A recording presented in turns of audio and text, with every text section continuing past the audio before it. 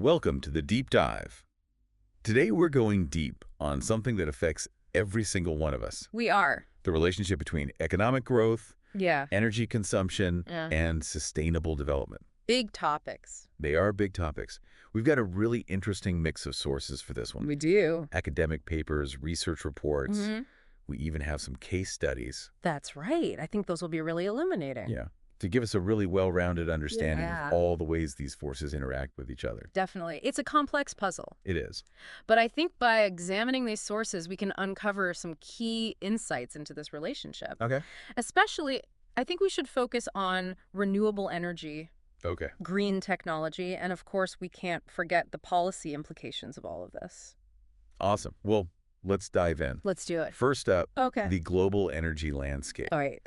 So what's the current situation? So the current situation is global energy demand is surging, and this is fueled by things like urbanization, population growth, and of course, just technological advancements across the board. Yeah, makes sense. So the challenge is our heavy reliance on fossil fuels. Okay. So while nuclear and renewable energy sources are growing, the International Energy Agency, the IEA, highlights that fossil fuels have consistently constituted around 80% of global energy use for decades. Wow, 80%? 80%, yeah. That's a really striking figure. It really highlights the uphill battle we face in shifting towards cleaner alternatives. It is. I think, the 2022 Russia-Ukraine war also kind of exposed a lot of the vulnerabilities in relying on fossil fuels. Yeah, definitely. Especially for countries that don't have their own energy resources. And I think it really underscored the importance of energy security strategies. Absolutely. Energy security is now a primary concern for a lot of nations. Yeah. But this is where it gets interesting. The link between economic growth and energy consumption isn't as straightforward as one might think. Really?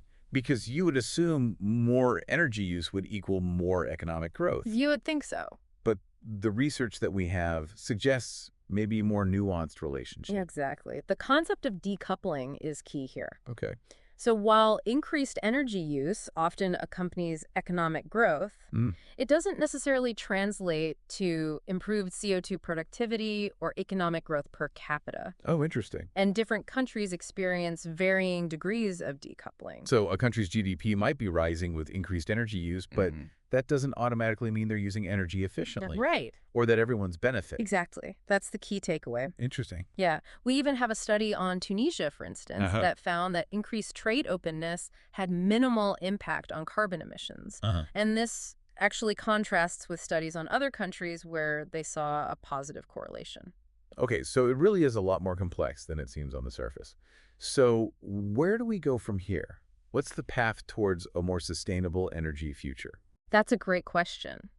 That's where renewable energy takes center stage. Okay. Achieving sustainable development goals, especially SDG 7, which focuses on affordable, reliable, and sustainable energy. Good. Relies heavily on expanding the use of renewables. We actually have a study on Taiwan's electricity structure that projects that renewable energy could reach a remarkable 65.1% of their energy mix by 2050. Wow. With hydrogen energy contributing another 15%.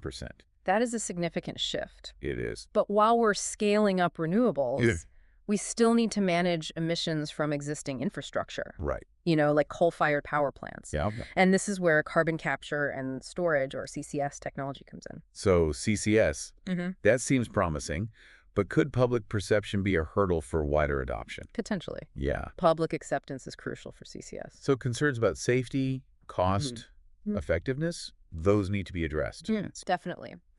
But alongside technology, we also need to consider the financial aspect of all this. Which leads us to green investment. Yes. And I know that one study we have highlighted the strong connection between green investments and renewable energy use. Exactly. Increasing investment in renewable energy initiatives is critical. So things like wind farms, solar installations, green investments help these projects get off the ground and scale up. They do. But of course, barriers exist, right? Absolutely. Funding is a major one, as are technological feasibility Hmm. in creating supportive regulatory environments. It's not as simple as just throwing money at the problem. Right. We need smart policies and regulations to guide this transition effectively. Definitely. And that's where the role of government comes in, right? Precisely.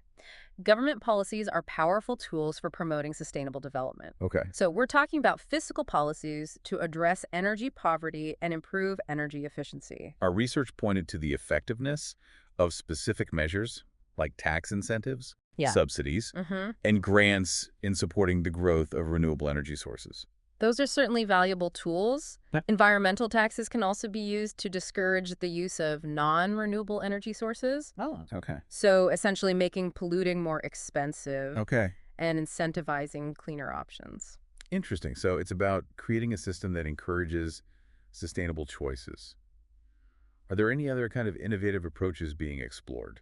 There's time of use, TOU pricing for electricity. Okay. It's kind of similar to surge pricing where rates vary depending on the time of day. So encouraging people to use energy during off-peak hours when demand is lower. Yeah. Okay. And this can help balance the demand curve, making it easier to integrate renewable energy sources and also just improve grid conditions overall. Smart. I like it. We've covered a lot of ground, We have. from the global energy landscape to policy and regulations. Hmm. But let's get into some real-world examples. We have some fascinating case studies in our stack. Yes, Well- let's explore those. One that caught my eye was a study looking at bioenergy production from sawdust. Okay. Apparently, we can generate useful products Wow. like torrefied pellets, furfural, acetic acid, even heat and electricity from sawdust. That is fascinating. It is. It really showcases the potential of a multi-product biorefinery approach. Yeah, and utilizing these waste materials for valuable products Exactly. and clean energy Exactly. seems very promising. Definitely. We also have a study that used GIS technology to pinpoint optimal locations for anaerobic digester systems on dairy farms. Okay. These systems convert waste into biogas, which can generate electricity. Right. And they were using things like livestock numbers and proximity to food waste and waste oil Okay. to identify suitable sites. That study really exemplifies how technology can optimize resource management. It does. It seems like there are some really innovative solutions emerging. There are. But are all renewable energy projects successful? Unfortunately, not always. Oh. We actually have an example of a biogas plant in Slovenia that, despite favorable input materials, faced financial unviability due to a long payback period. Oh, wow. And this highlights the importance of carefully evaluating the financial aspects of renewable energy projects Yeah. before diving in. So meticulous planning Yeah. and consideration of all these different factors is really crucial. Yes. Even with a promising project and, the financials all lined up, is there Sure. anything else essential for success? There's one critical element we haven't discussed: social acceptance. Oh. Okay. Yeah. Even the most well-designed projects can fail without community support. And there's a study in our stack that delves into this, right? There is. And it emphasizes the need for effective communication and engagement strategies to address public concerns and ensure project success. Exactly. So it's not just about explaining the technical aspects, Right. but also understanding the community's perspective, addressing their fears, Sure. and involving them in the process. Precisely. Okay. The study highlights stakeholder identification, Yeah. risk communication, and ongoing consultation as vital components for building trust Okay. and ensuring projects benefit everyone involved. I recall a really compelling anecdote from the study about how past experiences with geothermal energy projects Oh, interesting. significantly shaped public attitudes towards new ones. That's a prime example of how previous encounters can influence public perception. Yeah? Developers have to be sensitive to local history and concerns. Wow, it's fascinating how interconnected all these factors are. Yeah. We have this really intricate web Yeah, influencing the shift towards a more sustainable energy future. it is. And now we have another player emerging, the digital economy. Right. And this is where I feel like the boundaries between different fields Yeah, definitely. blur a little bit. Mhm. The digital economy holds immense potential to revolutionize how we produce, distribute, and consume energy. It does. How do they all connect? What role can digital technologies play in this transition? Well, digital technologies are already transforming our lives. Yeah. And they can be powerful tools for improving energy efficiency, promoting clean energy adoption, and ultimately enabling a more sustainable economic model. It's exciting to think about the potential of these tools, It is. from smart grids optimizing energy distribution Mm-hmm. to AI-powered systems predicting energy demand and adjusting production accordingly. We have some studies illustrating this potential.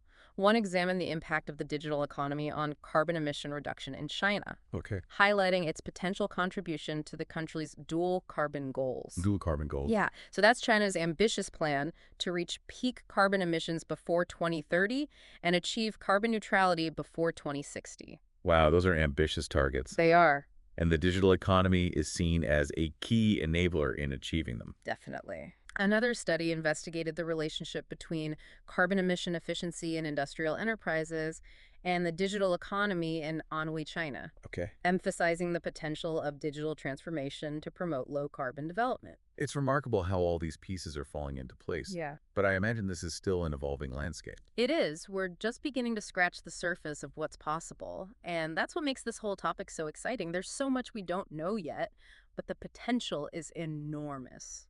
It feels like we're on the cusp of a major transformation. But transitions can be bumpy. What potential pitfalls or challenges should we be aware of as we navigate this shift toward a more sustainable energy future? Absolutely. While the possibilities are exciting, we need to be mindful of potential pitfalls. One key challenge, as we've touched upon, is social acceptance. People can be resistant to change, especially when it comes to something as fundamental as energy. I can understand that. People might be wary of new technologies or concerned about the impact on their jobs and livelihoods. Precisely.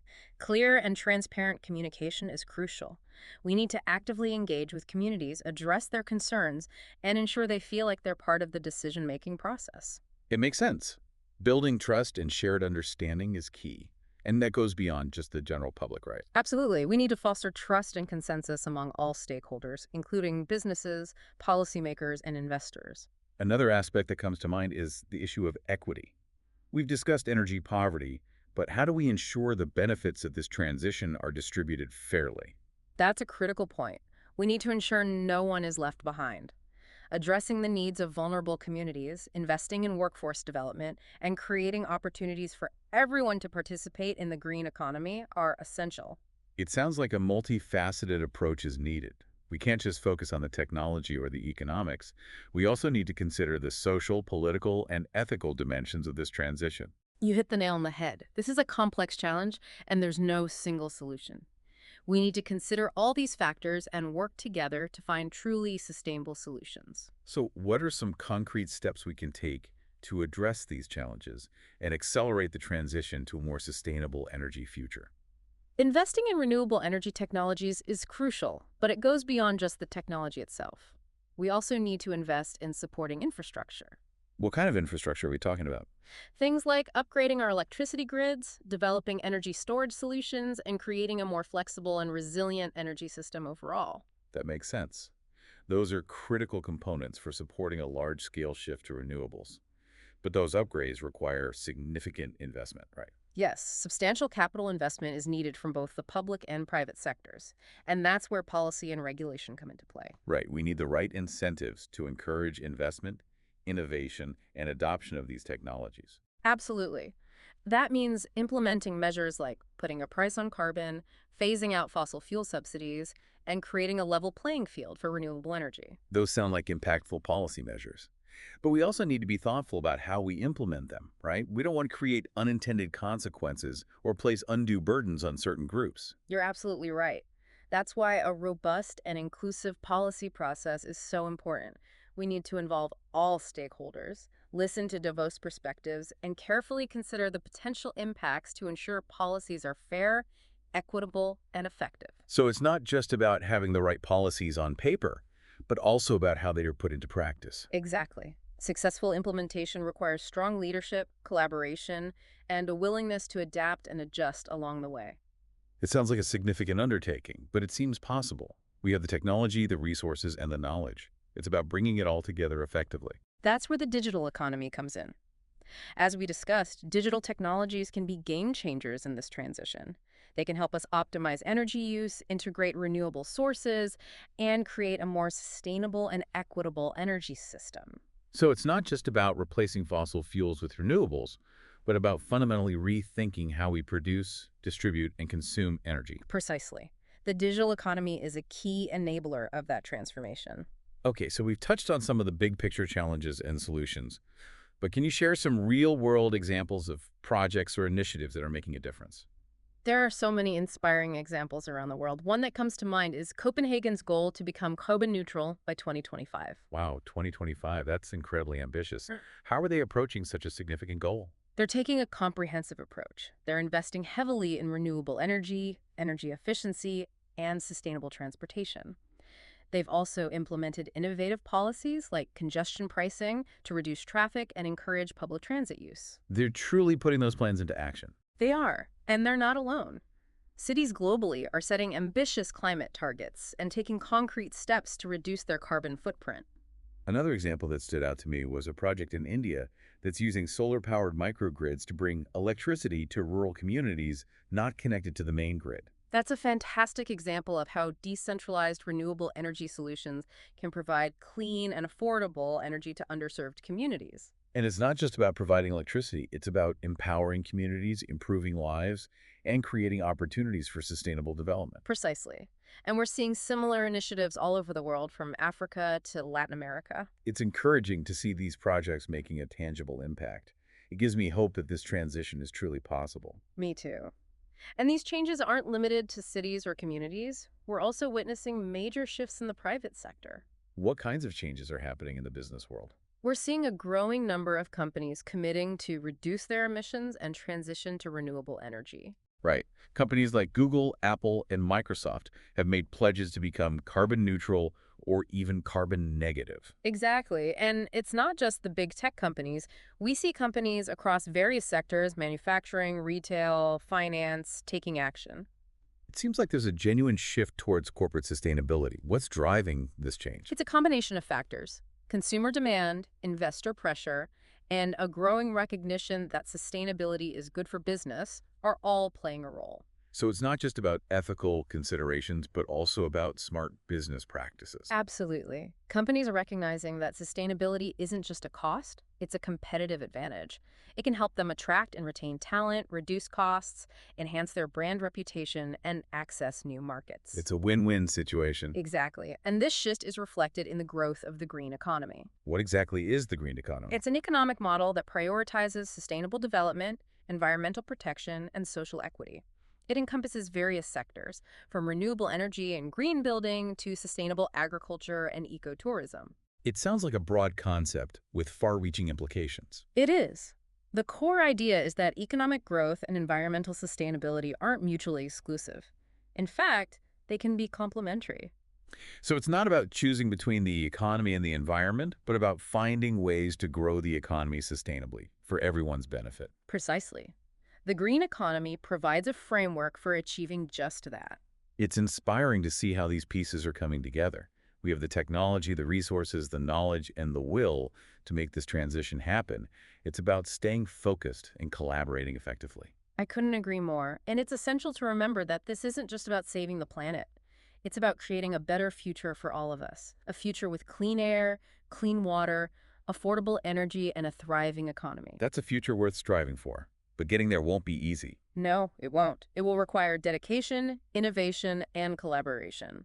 But I believe we can achieve it. I do too. This deep dive has given us a lot to consider as we embark on this journey. It has. It's been a pleasure exploring these ideas with you. It really has. It has been fascinating. And it sounds like there are many reasons to be optimistic about the future of energy. There are. Yeah. But we've also talked about some potential challenges. Yeah.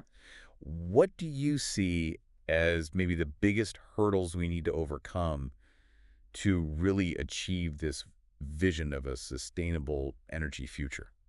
Well, one of the most significant, I think, is scaling up renewable energy production and infrastructure to meet the growing global energy demand. Okay. It's a massive undertaking. It requires significant investment, of course, technological advancements, and policy support. Right. It's not just about building more wind turbines and solar panels. It's not. It's much bigger than that. We need to make sure that the grid can handle the influx of renewable energy. Right. and develop, efficient energy storage solutions Definitely. and address any potential intermittency issues. Exactly. We also need to make sure that the transition to a more sustainable energy future is equitable and benefits everyone. All right, we've talked about energy poverty Yeah. and the need to support workers in Mm. transitioning industries. Mm. These are really complex social and economic challenges They are. that require, I think, careful consideration and proactive solutions. Absolutely. So it's about ensuring that no one is left behind Right. and that the benefits of this transition are shared fairly. What other potential challenges do you see? We need to be mindful of the environmental and social impacts of sourcing the materials needed for renewable energy technologies. Okay. As demand for critical minerals like lithium and cobalt increases, Yeah, we need to ensure that they're mined responsibly and sustainably, minimizing any negative consequences for the environment and local communities. that's a crucial point. Mm. The push for clean energy shouldn't come at the expense of environmental damage or human rights abuses elsewhere. Absolutely not. We need to consider the entire life cycle of these technologies, Okay. from material extraction to manufacturing, deployment, and eventual disposal or recycling. A truly sustainable energy future requires a holistic approach. Yeah. It's clear that there are many complex factors to consider. As we look ahead, are there any specific areas of innovation or development that you find particularly exciting or promising? One area that holds immense potential is the intersection of artificial intelligence and renewable energy. Oh, interesting. Yeah. AI and renewables. Tell me more about that. So AI can play a transformative role in optimizing the performance and reliability of renewable energy systems. Okay. Think about it this way. AI can help us predict weather patterns with incredible accuracy. Yeah. This is a game changer for forecasting solar and wind power generation, Right. which in turn helps to stabilize the grid and ensure a consistent energy supply. That's fascinating. So AI could help us overcome the intermittency issues that have often been a challenge for renewables. Exactly. Wow. And AI can also optimize the just day-to-day operation and maintenance of renewable energy systems, reducing downtime and maximizing efficiency. It sounds like AI has the potential to unlock the full potential of renewable energy It does. and really accelerate our transition to a cleaner energy future. Yeah. Are there any other areas of innovation that you're particularly excited about? The development and deployment of smart grids is incredibly promising. Okay. Smart grids use digital technology to optimize energy distribution, Okay. enabling a more efficient integration of renewable energy sources, Yeah. and making the grid more resilient and responsive to fluctuations in supply and demand. Smart grids really do sound like a key component of a more modern and sustainable energy system. What about advancements in energy storage? I know that's been a major focus of research and development. Energy storage is crucial for addressing the intermittency of renewable energy sources like solar and wind. Right. We're seeing exciting progress in battery technology, Mm. hydro storage, and Mhm. other innovative storage solutions that will be essential for enabling a reliable and sustainable energy future. So it sounds like there's a lot to be optimistic about. There is. But are there any potential risks or unintended consequences associated with these technological advancements that we need to be mindful of? Of course, with any new technology, it's important to proceed thoughtfully and consider potential risks. One concern is cybersecurity. Okay. As the energy grid becomes more reliant on digital technologies and interconnected systems, it becomes more vulnerable to cyber attacks. So ensuring the security and resilience of these systems is paramount. It is. That's a critical point. We need to ensure that these advanced energy systems are protected from malicious actors who could disrupt energy supply or compromise sensitive data. Absolutely. And we also need to be mindful of the potential for job displacement as automation and AI technologies become more prevalent in the energy sector. Oh, well, It's important to invest in workforce development and retraining programs to support workers in transitioning to new roles. right. It's about ensuring that the benefits of technological advancement are shared widely and that no one is left behind. We need to be proactive in creating new opportunities and providing support for workers in transitioning industries. Absolutely. I completely agree. Okay. And we also need to consider the potential environmental impact of these emerging technologies. Okay. For example, the production and disposal of batteries for energy storage can have environmental consequences if not managed responsibly. Yeah. We need to develop sustainable practices for the entire life cycle of these technologies. It sounds like there's a need for a balanced approach, There is. one that embraces the potential of these innovations while carefully considering and mitigating any potential risks or unintended consequences. I couldn't agree more.